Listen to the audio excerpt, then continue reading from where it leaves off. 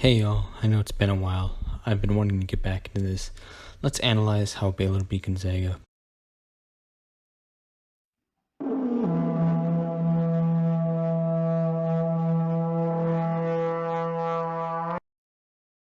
Before we look at the film, we need to take ourselves back to the days leading up to the game.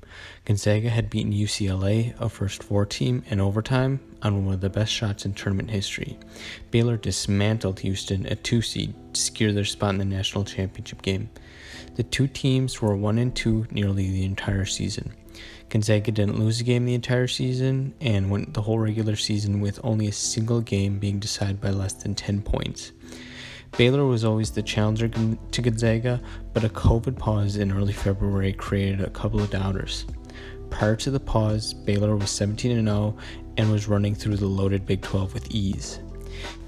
After nearly a 3-week stoppage between games, Baylor struggled against lowly Iowa State and had a game canceled against West Virginia, then faced off against Kansas, their first true matchup post-pause.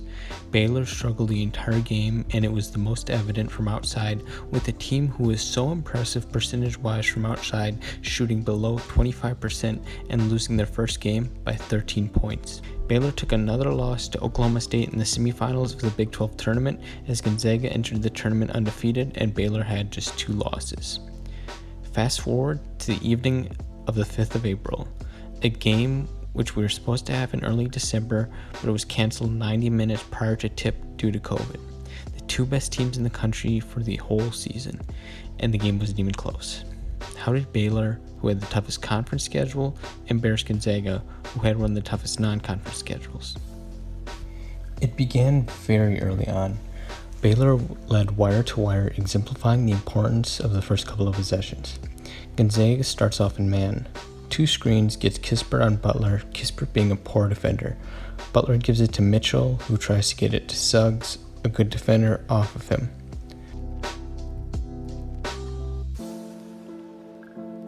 But Timmy and him switch, then re-switch, with Timmy matching up on Vital in the post. Timmy's decision to re-switch puts him a step behind, and Vital takes it off the dribble. Nembhard tries to help in the post, but Vital gets a good look at the rim. He's able to move Nembhard around and get the rebound. He misses the second putback and gets another offensive rebound, and they reset with Mitchell on Ayayi on top of the key.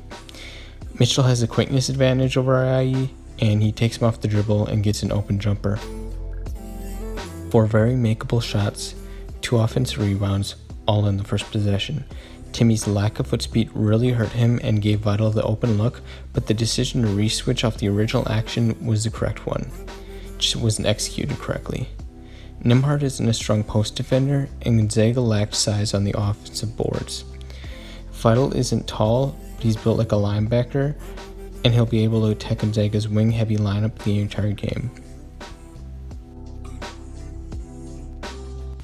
On the other end, Suggs tries scoring off the bucket, but Mitchell helps nicely, and he passes it to Kispert. Ayayi catches it middle, and he looks like he wants to take a step back, but Gonzaga's spacing is so poor, meaning this wouldn't be a great option. Nembhard gets it on the perimeter, but Kispert needs a flash weak corner here. There are 4 Bulldogs on the strong side of the court. Suggs gets a bit of separation and attempts a 3, but it's not a good shot with 13 seconds left on the clock. Look at how poorly spaced the court is. Anything that wasn't isolation scoring would not have been possible under this set. Gonzaga tries to exploit Kispert again, with Teague attacking him. Teague misses Thamba, having the advantage on Nembhard in the post, but Teague gets good separation for a jumper, but it doesn't go. Thamba, with the aforementioned size advantage, gets the rebound. Vital then finds a gorgeous cut by Butler for the easy 2. Nembhard in the post is sacrificing so much size, especially to the near 7-footer in Thamba. Vital is only 6'5", the same height as Nembhard, but he has 60 pounds on him. This is going to happen a lot. Gonzaga loves trying to score off of made baskets, and we see this here.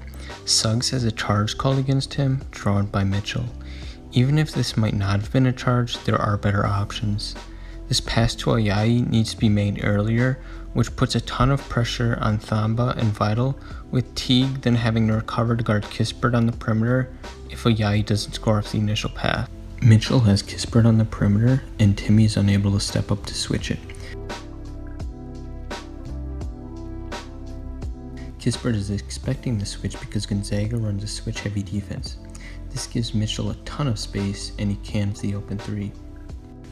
Gonzaga runs a good-looking set on the other side, with Kispert setting a back pick on Thamba, then flaring out to the top of the key. Vital falls asleep, and Timmy gives Kispert a super open look, but he's unable to hit it. Off the blob, Nembhard throws an errant pass, which would have been to Ayayi a few seconds before he threw it. Off of a flurry of DHOs, Butler gets Ayayi chasing him.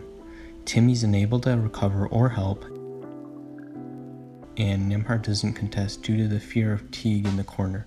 Kispert is not a rim protector, and Baylor's up 9-0. After a blocked shot and a reach and foul, Suggs has 2, and he has to sit. After Nembhard hit a free throw, Baylor has the ball up 9-1. Mitchell takes on Cook, who came in for Suggs. He gets a ton of separation off a move and knocks down the mid-range J. 25 seconds winds off the clock, with Gonzaga attempting to get the ball into the post, but Everyday John does a fantastic job fronting and preventing the entry pass. Kispert, though, is able to pull up for a 3, with Meyer giving him way too much space. We see the same DHO action again, this time with Butler dropping it off to John, who's cutting and gets the easy slam. Gonzaga failed to capitalize off his scoring by stopping Baylor on the defensive end. Exchanging buckets doesn't work if you're down double digits. Timmy gets one of the first looks in the post here, but John doesn't give him any room to back him down. Cook drives, but makes a bad pass to Nembhard, who isn't able to take the 3. No one's able to create a shot, with Ayayi not being an end-of-the-clock scorer. John sets the screen for Mitchell, who finds Butler, with Kispert sagging way off of him.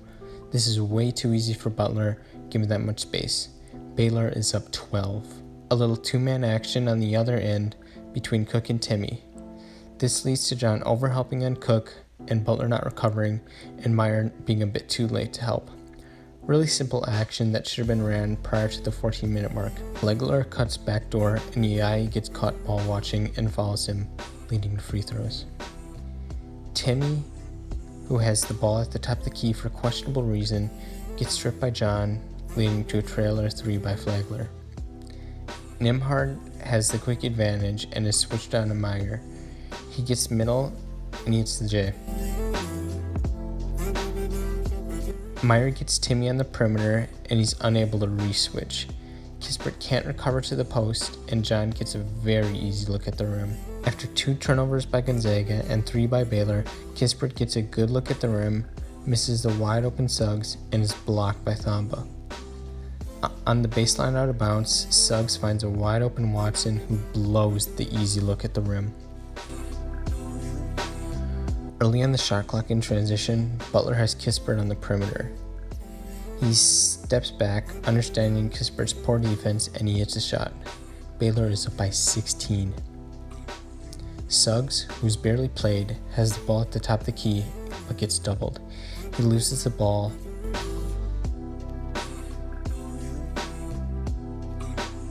gets it to Timmy, but it's a jump ball. Once again, the spacing. You can beat a team who doubles by stretching their defense thin and spreading the court. Gonzaga doesn't take advantage and coughs the ball up. Thamba sets a really high pick on Kispert, forcing Timmy on Teague. Timmy isn't able to re-switch, but Suggs recovers nicely to the cutting Thamba. Teague attacks the slow-footed Timmy, and he hits the 3. The first 10 minutes of the game explained why Baylor won the national championship. Gonzaga has 2 poor defenders and no rim protection. Kispert and Timmy could be attacked, but you couldn't bench them due to how vital they are for their offense. Suggs' 2 early fouls meant he hardly played in the first half, limiting the shot creation ability for Gonzaga. Baylor ended up plus 30% in offensive rebound percentage. This was the difference as Gonzaga still managed a 56.1 EFG. If Gonzaga was able to get a stop on the defensive end, it didn't mean that they could cut on the lead based on how well Baylor rebounded on the offensive end. This was an analysis of how Baylor beat Gonzaga. I'm CB Ball Reimagined, and thank you for watching.